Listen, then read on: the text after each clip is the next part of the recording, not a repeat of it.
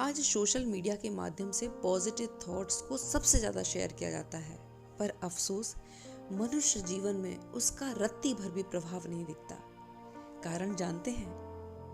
आज इस कहानी के माध्यम से हम यही सीखेंगे। एक जंगल में बोलने वाले तोते रहा करते थे। वहां शिकारी आता उन तोतों को पकड़कर बेच दिया करता था। यह बात पास में ही रहने वाले एक छोटे बच्चे को बहुत दुख देती थी। एक दिन उस बच्चे के मन में एक विचार आता है और वो तोतों को एक बात रटा देता है।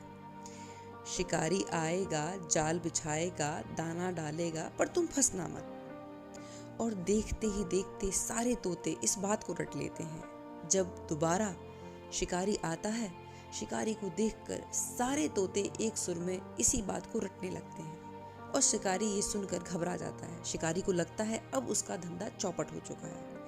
वो उसी जंगल में एक संत के पास जाकर अपनी सारी समस्या उनके सामने रखता है।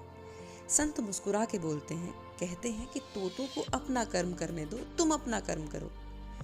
तुम जाल बिछाओ और देखो क्या होता है। शिकारी संत की बात को समझ के जाल बिछाता है, दाना डालता है और सारे तोते जाल में फंस जाते हैं। दोस्तों, यही वास्तविकता है हम मानव जीवन की।